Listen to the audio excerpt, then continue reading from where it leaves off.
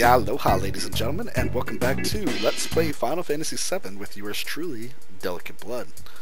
So this is going to be a grinding discussion episode, so if you guys are not into the battle aspect of Final Fantasy VII, or if you don't want to just watch me do tons of pointless battles and listen to me ramble, please click the next button and go on to the next episode. The only thing you're going to be missing is I will be getting maybe one item at the end. I might not. I might actually save that for the beginning of the next episode. It depends on how much damage I take and what really happens. So I was watching Nintendo Capri Sun. I'm going to be naming a lot of Let's Players amongst my Let's Plays, because there's a lot of ones that I've watched that are huge inspirations to me, or just really awesome, amazing people. I can't even call them friends of mine because we don't talk regularly, but they're the type of people that I'm really drawn to and love community. So, with that being said, oh, Eris just get some healing with off.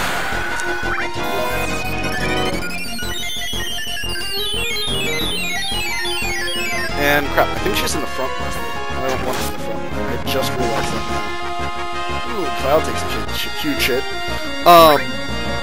So I was watching Nintendo Capri Sun. He's currently doing a Let's Play on Skyward Sword, which looks like an amazing game. Huge fan of the Legend of Zelda series. Way too nerdy for it, to be honest with you. I actually have a Legend of Zelda tattoo, the Triforce, on the back of my right hand. That's how much of a video game nerd I am. Love Legend of Zelda. How's my health? Because I know I took quite the beating there. You know what? Let's use Aerith's magic first. Oh, so here's something I actually didn't show off as well. You can actually use certain spells while not in battle. So here we're just going to go in here and we can cure, and then if she had the all cure, like Cloud does... No. Darn it, I'm mixing up buttons. There we go. If you press R1 at this screen, you can make your single cure a multi-target cure. Or you can press to the left or the right, which I never knew until just this moment. So if you want to cure everybody and just use up 5 magic per time, but obviously the curing will be decreased slightly, you can go there. Or obviously there's potions for touch-ups. Oh, but so I was watching NCS, and he made a comment which has been a long-standing video game discussion, talking about the bad influences of video games. And one of the ones that gets brought up is that... crap, I don't have all fire now, do I? Nope. Alright, you can take out backline, and I'll take out front. Or Cloud will take out front. One of the discussions brought up is that when you, in video games, when you do a favor for somebody, the video game logic is that they're going to give you something in return, which takes kids, we're going to say children 10, roughly the age of 10 and under, like, you know, like your typical minors, when the word minor is something you think of.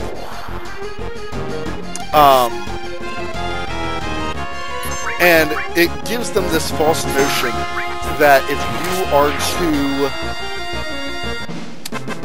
do something nice for somebody, you almost always get something in return. Either they'll give you information, they will give you money, they'll give you something, they'll give you an item, a trinket, something. As well as, like even your enemies will do this. And it's something that it sets them up for failure in the real world, because it's just not true. That's not the way the real world works. Let's get fire back on Cloud. Actually, she can do it. Let's take... No. Sorry guys, still learning my own controls. We'll give you that. And, yeah, we'll keep that on. And we'll move Aerith to the back line. She takes less damage, since she's actually very under-leveled and she's taking too much damage. So there's 2 places that you can just run side to side. That's my favorite space right there in the middle of this map. Oh cool, we're surrounded. So yes, you can get surrounded in nearly any battle environment, but as you can see, she's going to take 30 to 60 damage per hit, and she has 1. So if you're ever surrounded, the best thing you can do is attack whichever one you can kill off fastest that's doing the most damage. Oh god, I should have cured her. She's probably not going to. No. This is why limit breaks are amazing, since they take priority over everything else that's going on. So even though those things get 2 attacks, my limit break will interrupt that.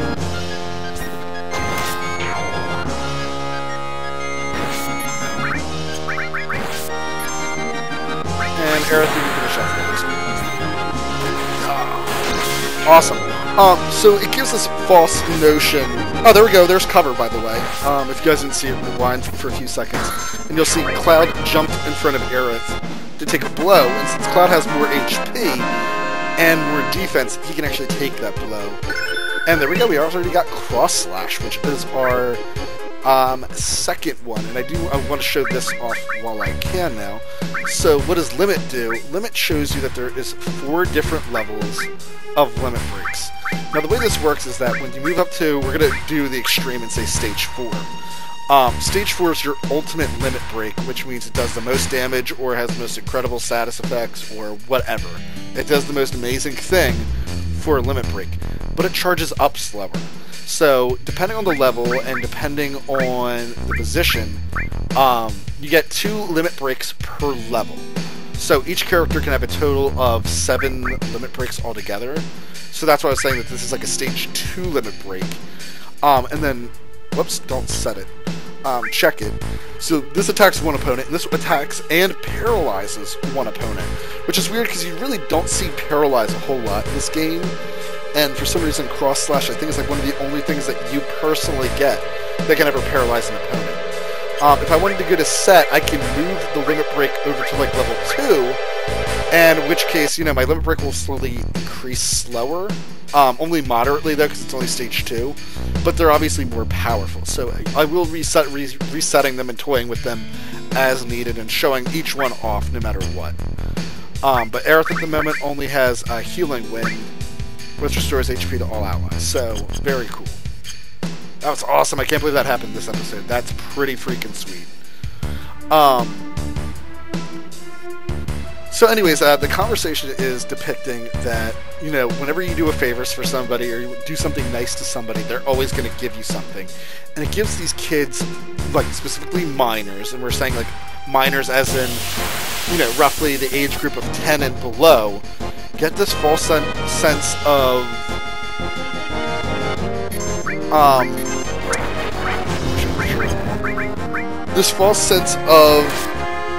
that if you do nice things, the world's going to be a better place and treat you better. That's not always true.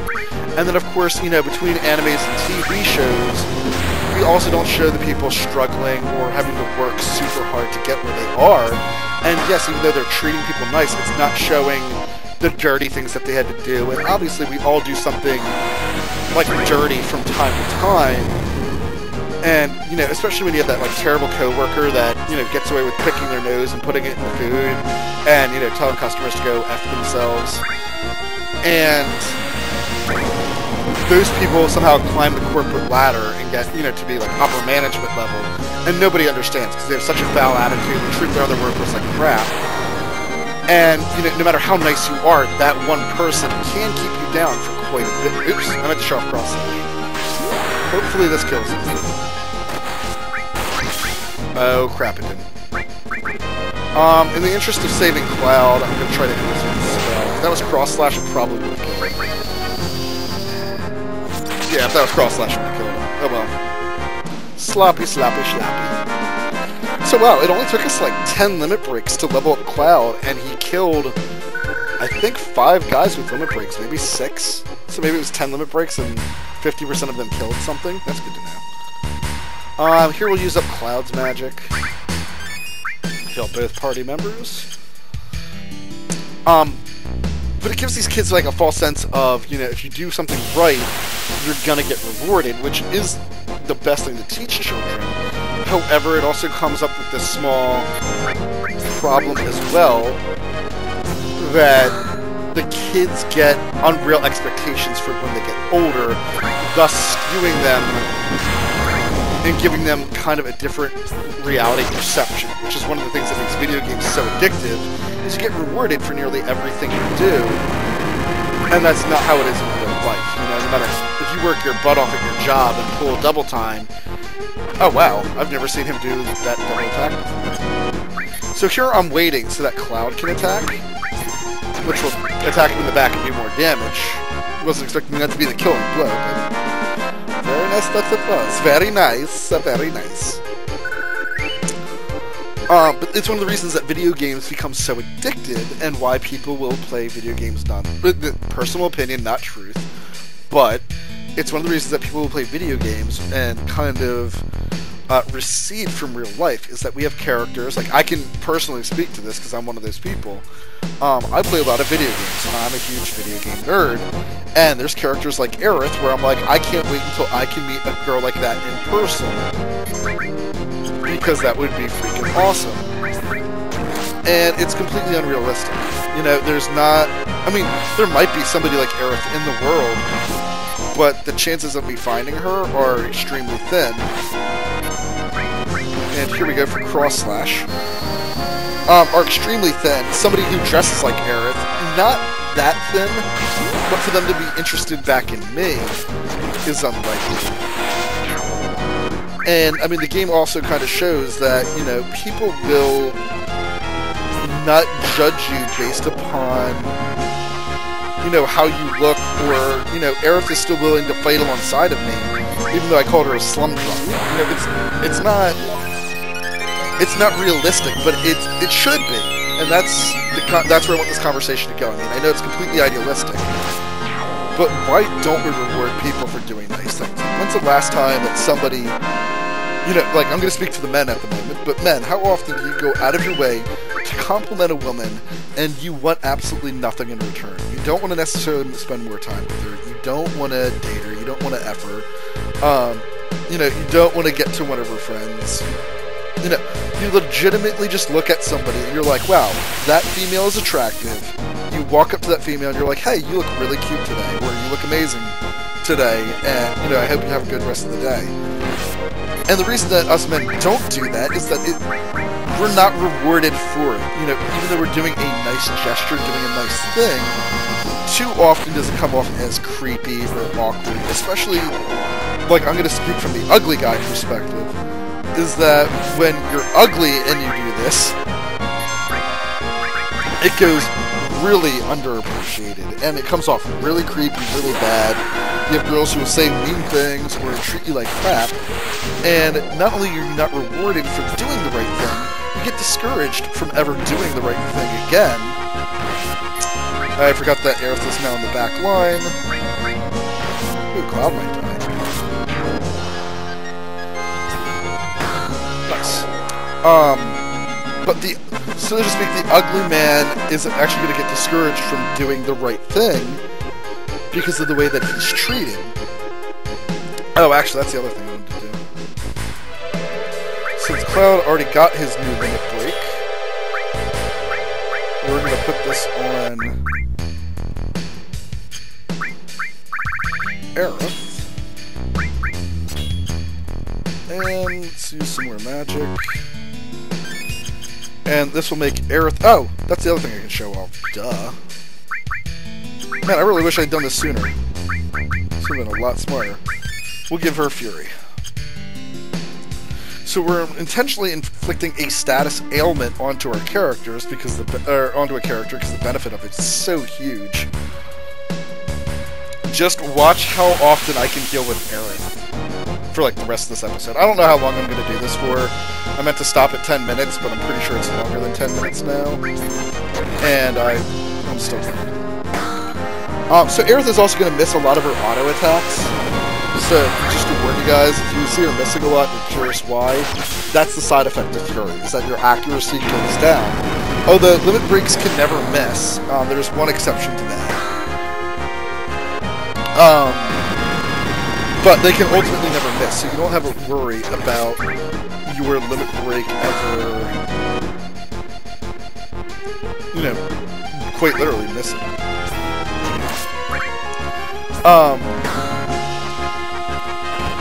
But it was just kind of funny because I was listening to NCS talk, and I thought about how... I don't want to use a limit break yet because Cloud hasn't taken enough damage. There we go! So healing wind and cross slash. Great way to end